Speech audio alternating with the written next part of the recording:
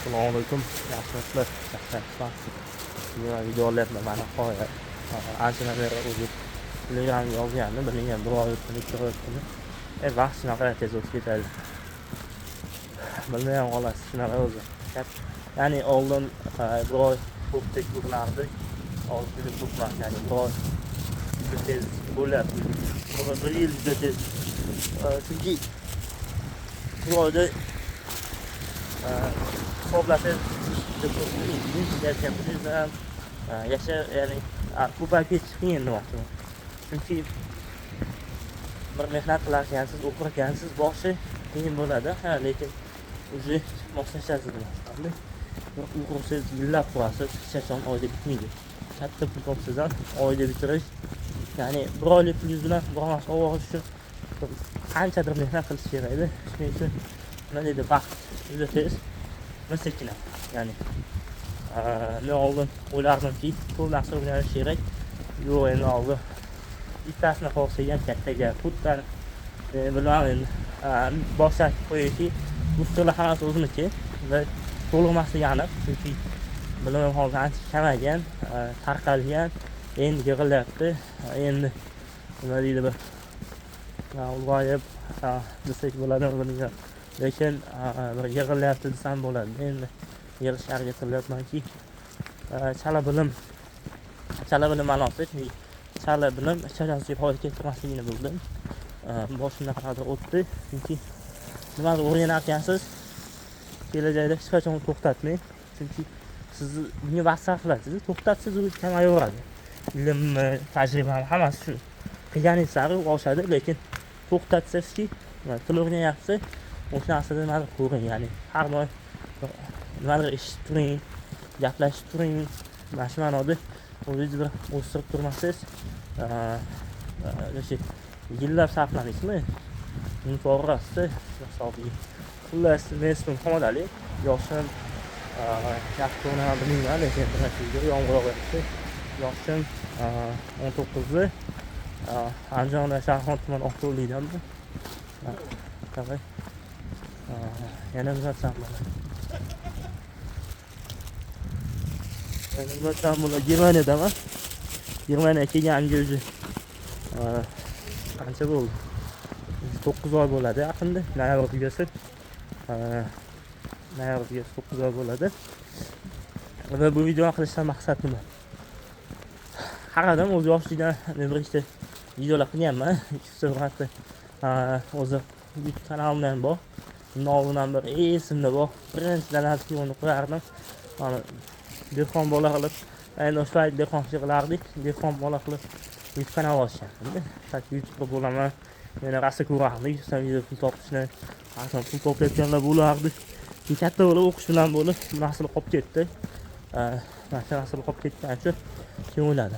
Bu zo'r narsa, ya'ni mana misol uchun nima qobiliyatingiz bor, rasm chizasizmi? O'shani qilish kerak, ya'ni bir davomiy nimadir qilish kerak. Shuning uchun men ham shu narsani qilishga qaror qildim. Ya'ni men YouTube yo'qiganmanmi? Demak, yoshligimda qila olgan bo'lsam, hozir ham nimaga yo'q? Balkim o'xshamasligi mumkin, balkim 1 yil qilarman, balkim 5 yil, balkim ertaga boshlaydi qo'ymasdan. Lekin baribir boshlash kerak edi.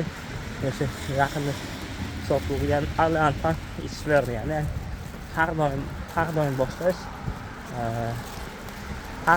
qiyin degan ma'noda edi. Va shuning uchun qiyin bo'ladimi?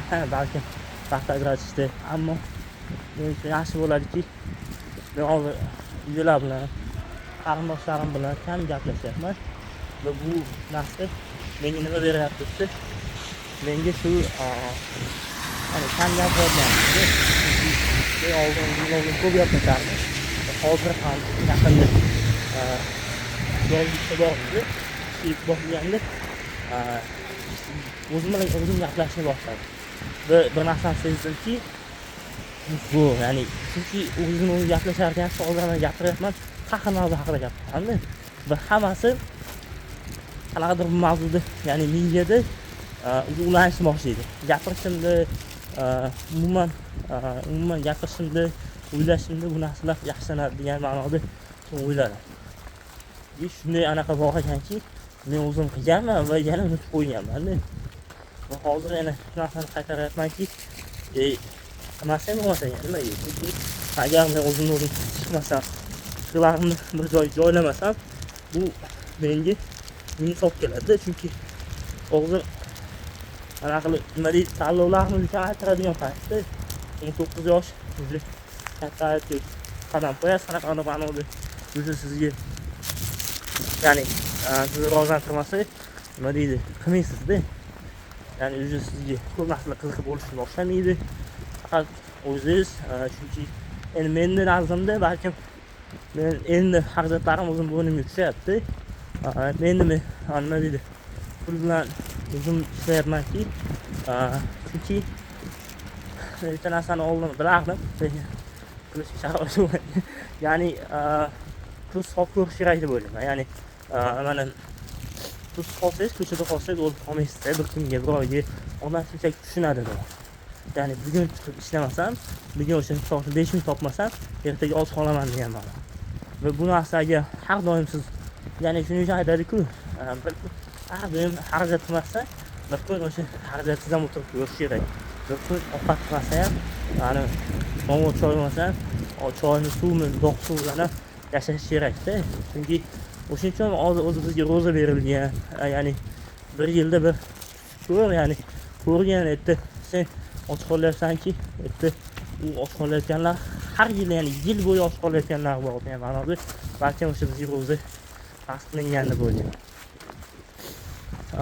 Shunaqa, shu ma'nodaki, shunga endi aytmoqchimanki, bu videoni qilishdan maqsad o'sha fikrlarimni yig'ish.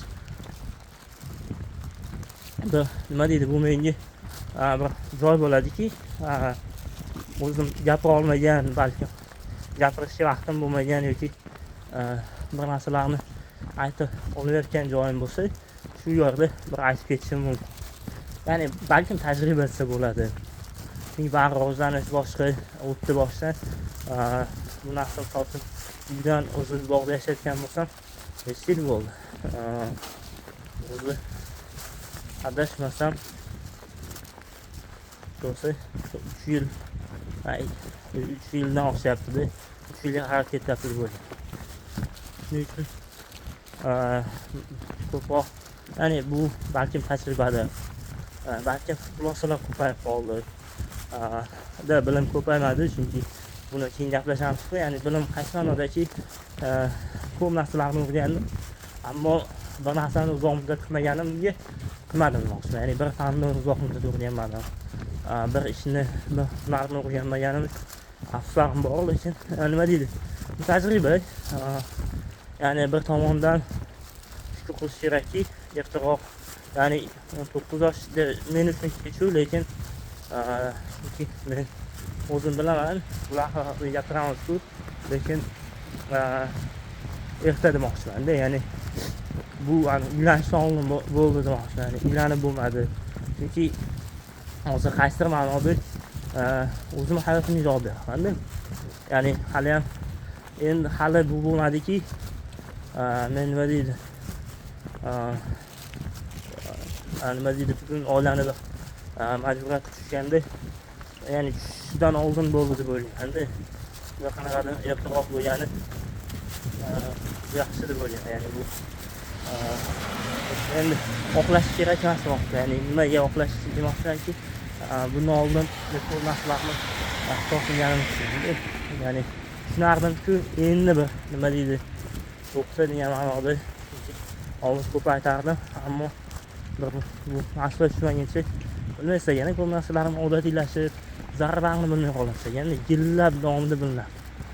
Bulardan bir narsa bunga televizor bo'lgan va telefon bo'lgan. Nimaga desa, televizorda oldin ko'p televizor bor. Ya'ni uxlamay darslarim bo'lsa, ularni qo'ygizib, oldin ko'p darslardim-ku, uchun vaqtim oshardi. Oshnolardim, shunga darslar qo'yardim. Lekin menda bitta narsa bo'lmagan. Bilmayman, shu televizor sababli deb o'ylayman-ku. Lekin nima desa, biror fan dars o'qimadim. Men hech qachon to'liq o'qiy olmadim. Endi yoshligimda bu esimda bor, lekin undan katta bo'lgan sari mavzular uyga solasiz-ku, hech qachon to'g'rilashmagan. Ya'ni qo'pol mana bir narsani qilyapman, o'qishni o'qiyapman, qilardim 60-70%, lekin hech qachon 100% qilib, chunki menda bitta bola kelardi 100% qilardi darsni qizig'i. Ya'ni men eng qiziq bilib turardim bolani. 100% qilardim darsini. Undan keyin darsdan tashqari ish ham qilardim. Qanday? Ya'ni qanday qilib bo'ladi bunda? Bular qanday, misol uchun men ham shuni qilardim, vaqtim ketardi, bir xil o'qirdik kerak bo'lsa, lekin ular qanaqa vaqtida baraka boriga o'xshadi.